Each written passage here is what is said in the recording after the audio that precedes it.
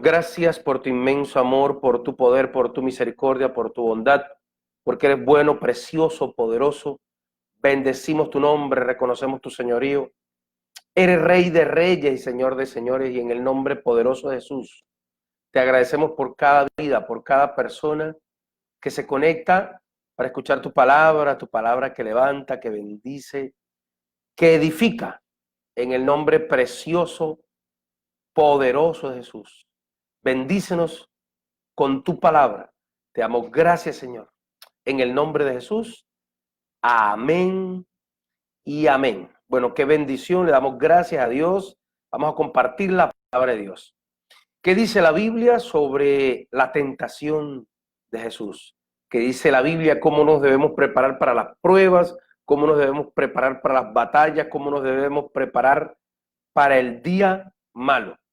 Mateo 4, del 1 al 11, la tentación del Señor Jesús.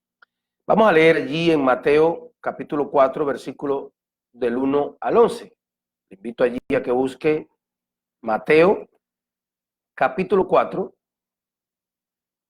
versículo del 1 al 11. Dice la palabra: entonces Jesús fue llevado por el Espíritu al desierto para ser tentado por el diablo. Después de haber ayunado 40 días y 40 noches, tuvo hambre, y vino a él el tentador, y le dijo: si eres hijo de Dios, di estas piedras se conviertan en pan. Y él respondió: escrito está, no solo de pan vivirá el hombre, sino de toda palabra que sale de la boca de Dios.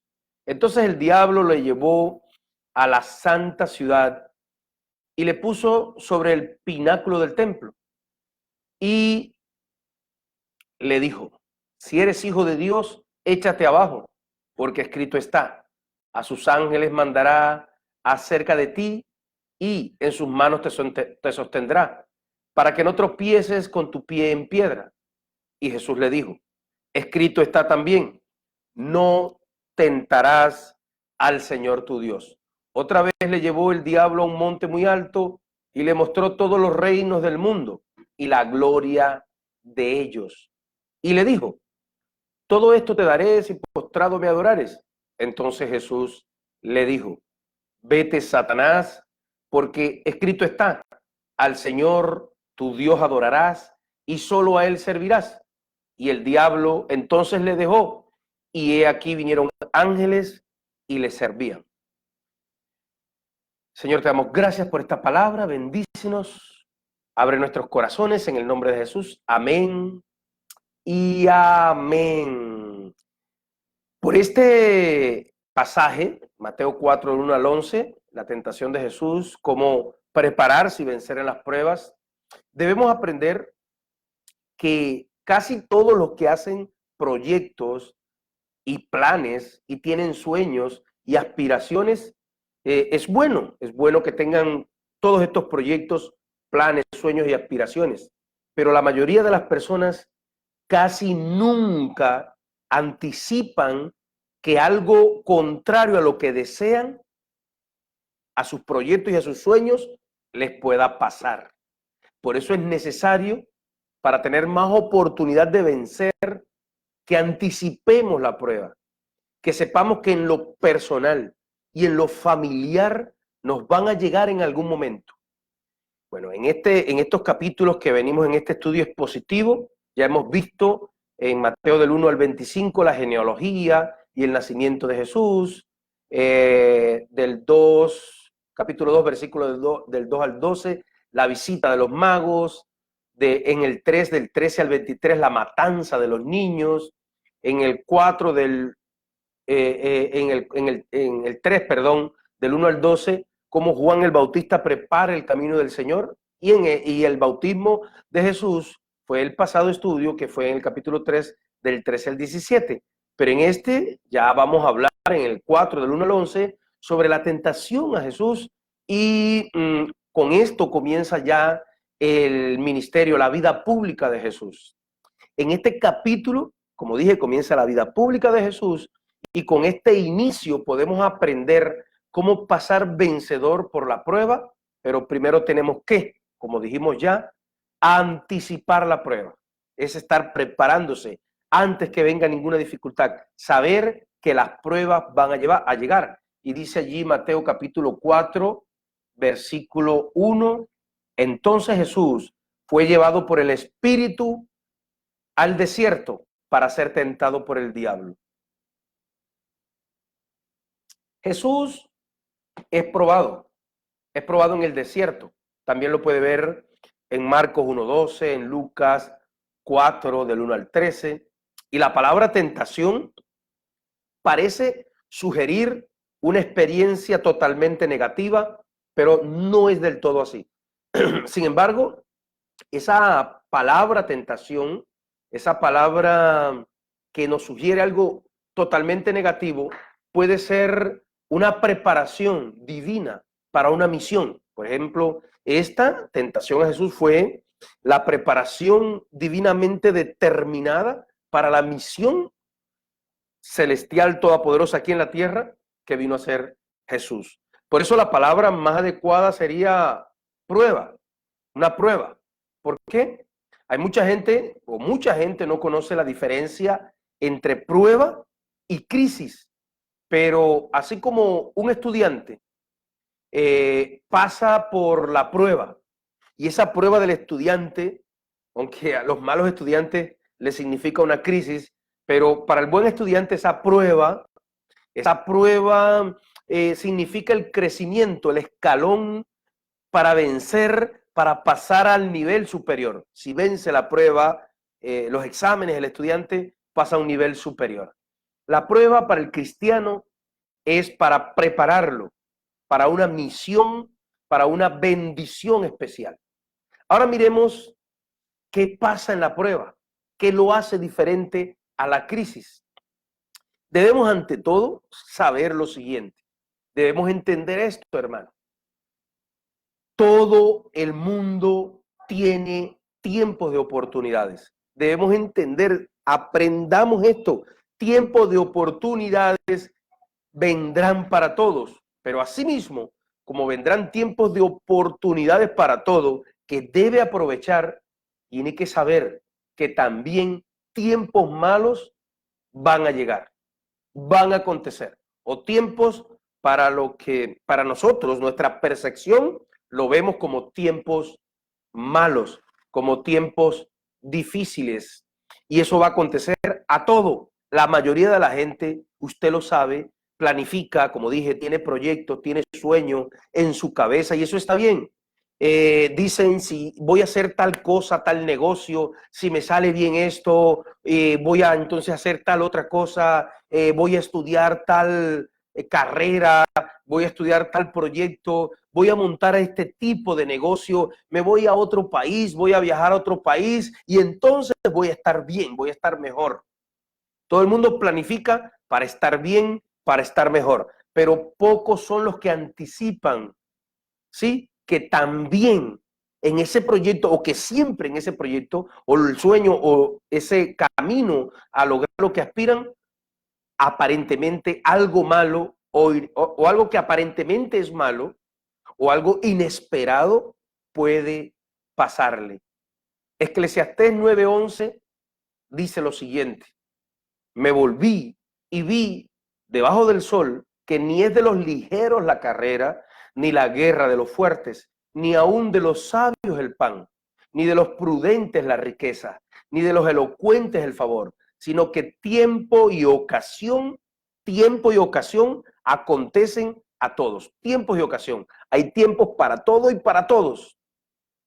Y en este caso, note que el Espíritu Santo fue el que, bueno, en mi opinión, guió a Jesús a que anticipara las jugadas de Satanás.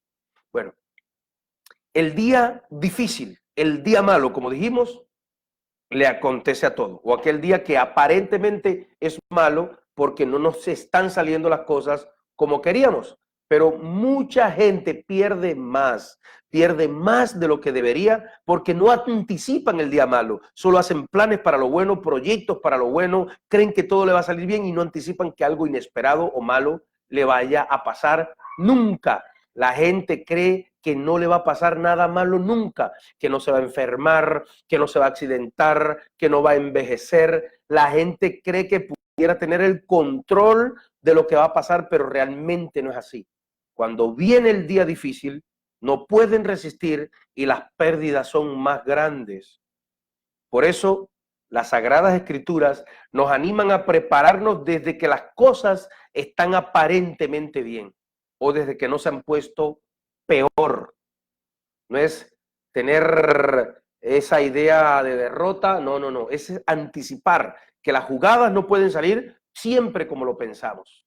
Por eso dice Efesios 6:10, por lo demás, hermanos míos, fortaleceos en el Señor y en el poder de su fuerza, y vestíos de toda la armadura de Dios, para que podáis estar firmes contra las acechanzas del diablo.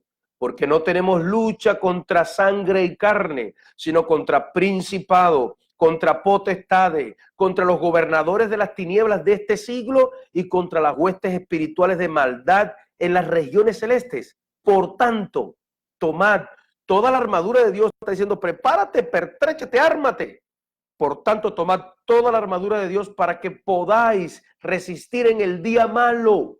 La Biblia nos avisa de que va a haber un día malo. Para todos va a acontecer un día que va a aparecer lo inesperado. Y dice la Biblia, ponte la armadura, llénate de fe, para que el día malo que va a venir puedes estar seguro, habiendo acabado todo, estar firmes. La idea de Dios no es quitar el día malo para que todo sea color de rosa, sino que te llenes de fe, de su palabra, del Espíritu Santo, para que cuando pase todo, tú y tu familia estén firmes. Este versículo habla obviamente de una preparación antes, una preparación espiritual. Antes de que venga el día difícil, te manda a anticipar el problema, te manda a preparar y a fortalecerte desde que están bien las cosas o desde que no están peor, porque va a llegar, te dice, el día de la dificultad. Te manda a prepararte y a fortalecerte espiritualmente. De eso depende si después del día malo vas a permanecer firme o vas a terminar en derrota. Como un atleta de boxeo, de lucha, de artes marciales o de cualquier deporte, si no anticipa el día de la pelea y practica, entrena, corre, se prepara, entrena duro, el día cuando llegue la pelea solo va a recibir golpes, va a perder y va a hacer el ridículo. Hoy hay mucha gente, como decimos acá en Colombia, folclórica, gente fresca, gente relajada espiritualmente hablando, que han estado faltando a los cultos constantemente antes que viniera este día malo, sin estudiar la Biblia, sin ayunar, sin orar, sin adorar a Dios, sin saber, o no sabían, o obviaban, o no querían entender que Satanás les tiene a todos un tropiezo planificado y Dios se lo va a permitir, no para destruir a su hijo. El que va a terminar mal o destruido es el que no es hijo de Dios, sino va a permitirlo para probar a su hijo, para aprobarlo, para promoverlo. Y si no anticipan, como Dios manda en este versículo, ese día malo y se preparan espiritualmente, entonces eso va a asegurar su derrota o tendrán pérdida. Tendrán pérdida.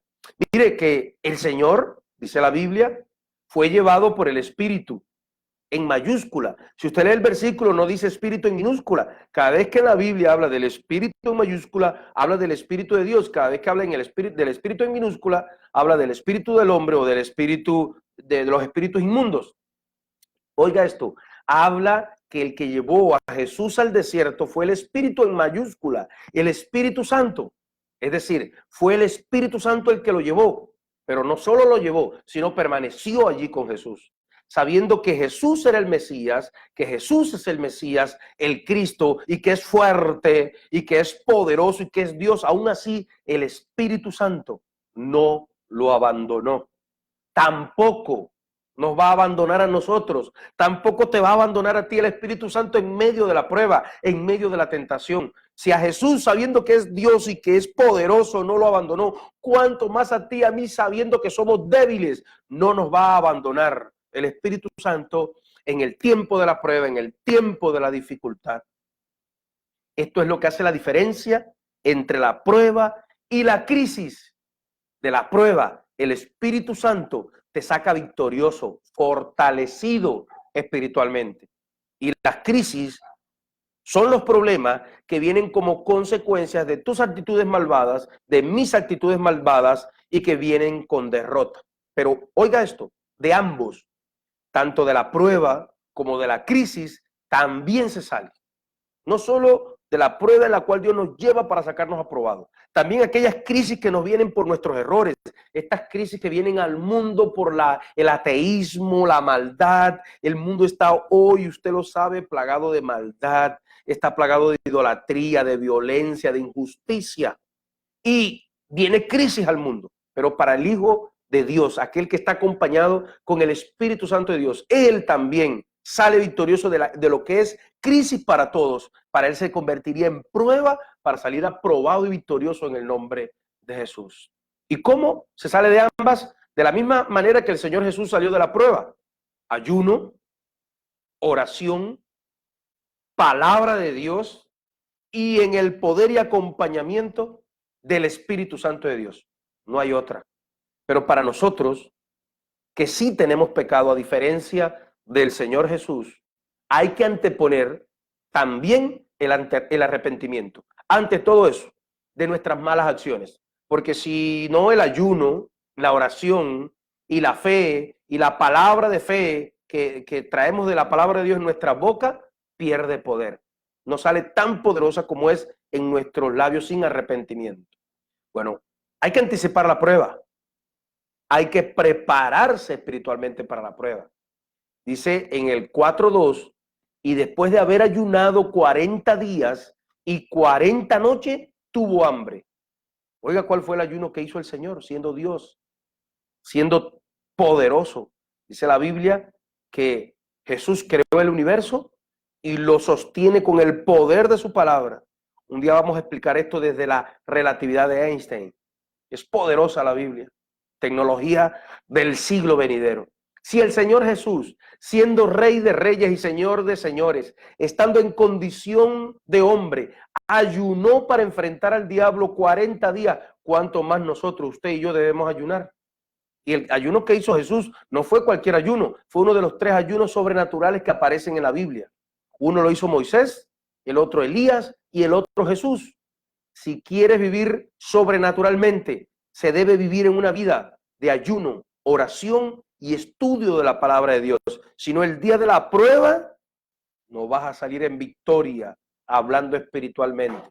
Esto debe estar preparado para que la dificultad no sea crisis, para que sea prueba, no para que sea una crisis por consecuencia de nuestros errores, sino o traiga pérdida por esa crisis, sino una prueba en la que Dios permite que pasemos a otro nivel. La forma de vencer las pruebas.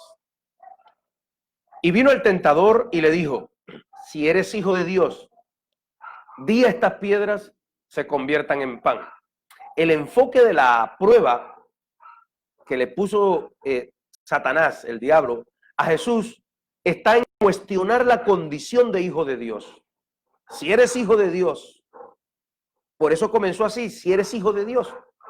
¿Por qué lo probó en esta área y no en otra? ¿Usted se acuerda en el bautismo de Jesús, capítulo 3? Estamos en el 4, capítulo 3, el capítulo anterior. El capítulo 3, versículo 17, que encontramos en el capítulo anterior, que el mismo Padre Celestial hace esta declaración de Jesús y dice: este es mi Hijo amado, en él tengo contentamiento, en él tengo complacencia. Pues si Dios nos dice una palabra, no crea que después no va a ser probada.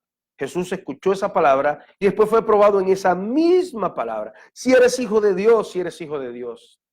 Con las 3 pruebas, el diablo cuestiona varios aspectos de la relación de Jesús con el Padre Celestial, para que pusiera en mal uso su condición de hijo, su condición de hijo, y así arruinar el ministerio y la misión de Jesús. Es decir, que Jesús usara mal esa condición de Mesías, de hijo, y la usara en beneficio propio. Por ejemplo, es como si el presidente el hijo del presidente o el hijo del jefe de la policía o del ejército a nivel nacional salga a conducir borracho, salga a manejar borracho o infrinja la ley porque es hijo del presidente, porque es hijo de la policía, es hijo del ejército y no acepte las limitaciones de pagar en los peajes, de parar en los semáforos y no quiere aceptar porque es hijo de la policía, el famoso, ¿usted no sabe quién soy yo?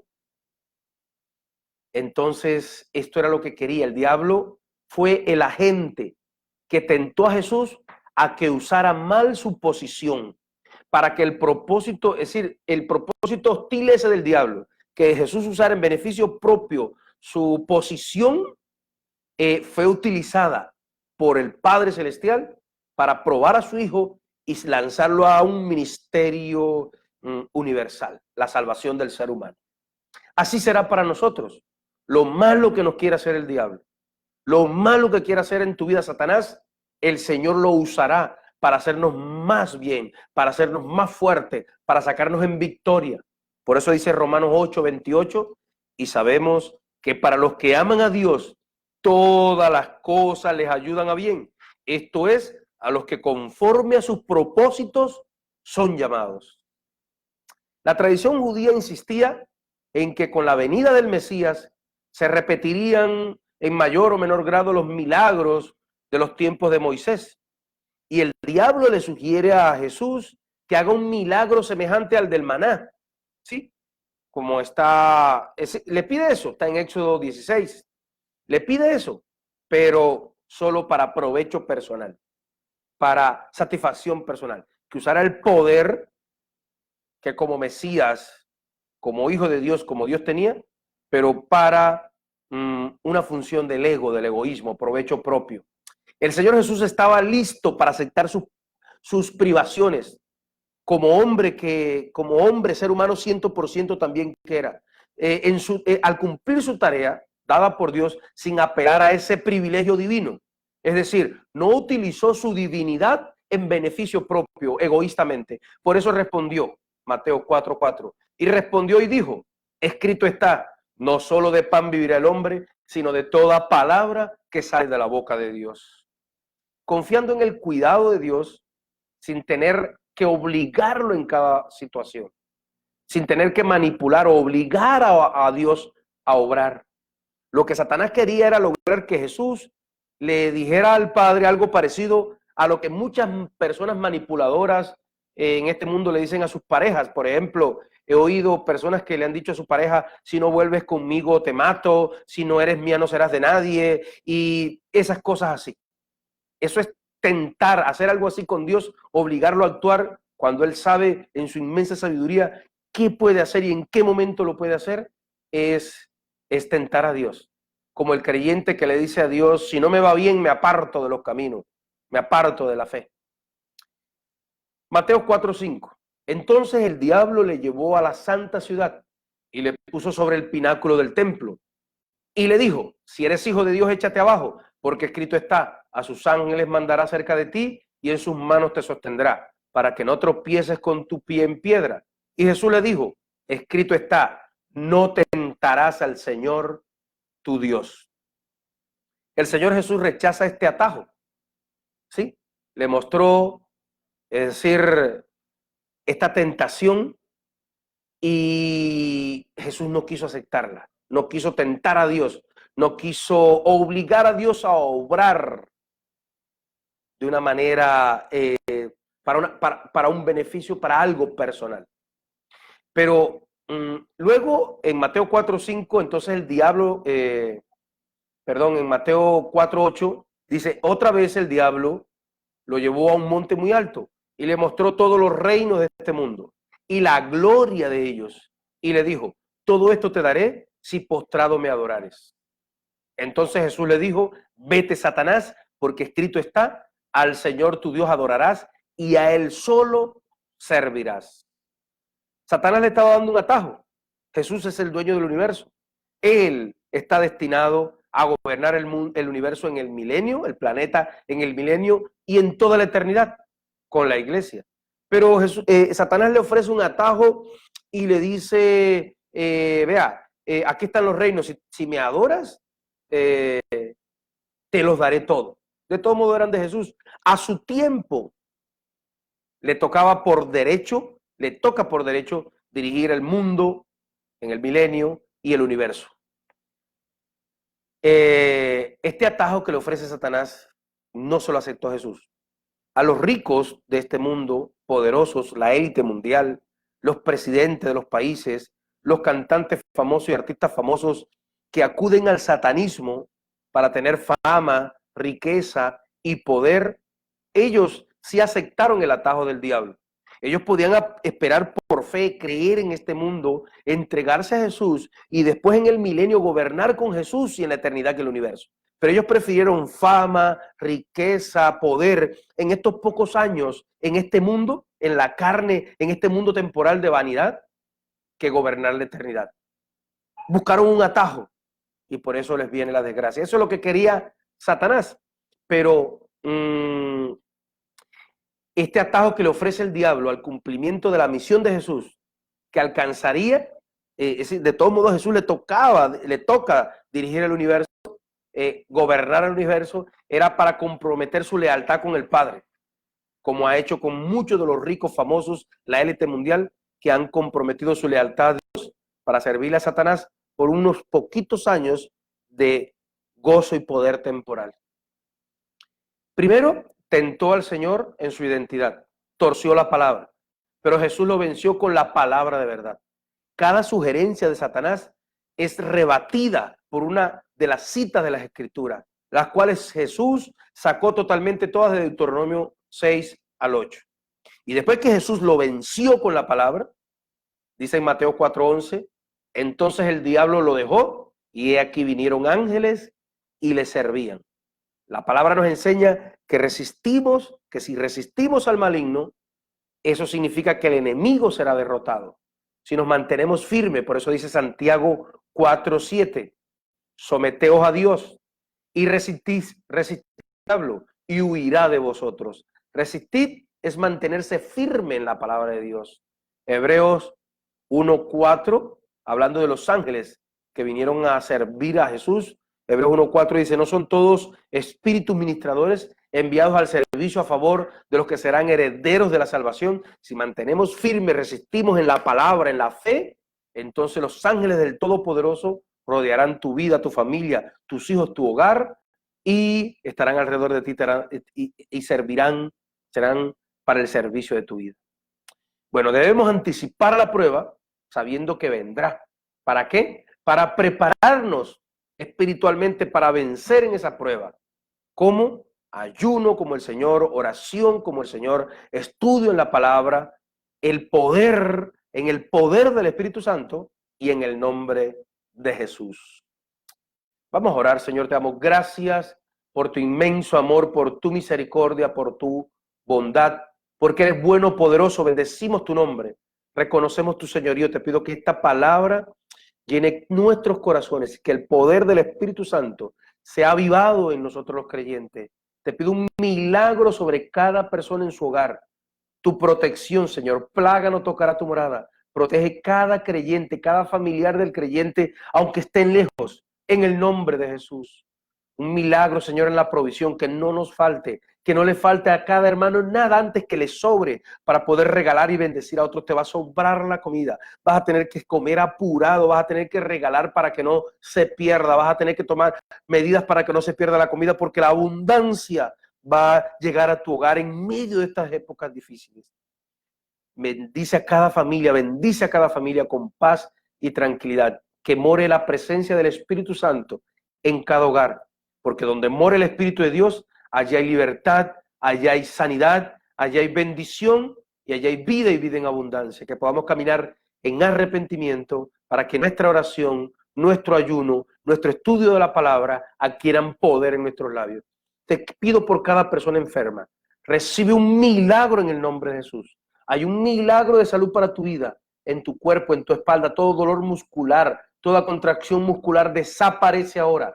Toda enfermedad de la vista se va. Recibe salud en los oídos. Hay un milagro en tu estómago. Gastritis, úlceras, giardia desaparecen en el nombre de Jesús. Recibe un milagro en tu corazón. Dios está sanando tus pulmones. Hay un milagro de salud. Toca, Señor, haz un milagro en los huesos de cada persona que está escuchando. Recibe sanidad en tus huesos. Se va todo dolor de tu espalda, esa vértebra, esa columna está siendo sanada. Hay un calor, mujer, en tu cuerpo. Ese seno está siendo sanado. Ese seno está siendo sanado de todo nódulo, de toda displasia. Recibe salud. Hay un milagro en tu circulación, en tu sangre. Toda diabetes, todo problema de la circulación desaparece. Hay un milagro en tu piel y muere todo hongo y toda bacteria. Recibe salud de tu garganta. Hay un milagro en el colon, está siendo sanado, toda hemorroide desaparece. Recibe salud de la próstata. Hay milagro, toda hernia desaparece en el nombre de Jesús. Mujer, está siendo sanada de tu interior. Hay un milagro poderoso para tu cuerpo. Recibe salud. Recibe salud. Yo creo un milagro poderoso ahora en tu vida. Ahí donde estás, recibe ese milagro en el nombre de Jesús. Te doy gracias, Señor. Amén y amén. Querido hermano, les pido un favor. Si alguien recibe un milagro, después póngalo en los comentarios, porque para otros hermanos que están escuchando, que se conectan después, les sirve de testimonio. Amén. No pudimos la semana pasada transmitir porque estuvimos haciendo trabajos en el terreno, estuvimos haciendo cambios de local, acomodando cosas, pero ya esta semana vamos a transmitir casi todos los días. Les debo una enseñanza que será la próxima, si Dios quiere, que va a ser plan de destrucción global de la familia. Ahí vamos a hablar del feminismo, del feminazis, de la desvirilización del hombre, de la infantilización de la sociedad, de la adolescencia perpetua, todos ellos métodos de la élite para subyugar a la sociedad, para tener la sociedad como un galpón de pollos, como un corral de vacas que trabajen para ellos. Es la próxima enseñanza, no se lo pierda. Dios me los bendiga. Nos vemos en la próxima transmisión. Gracias en el nombre de Jesús. Amén. Bendiciones.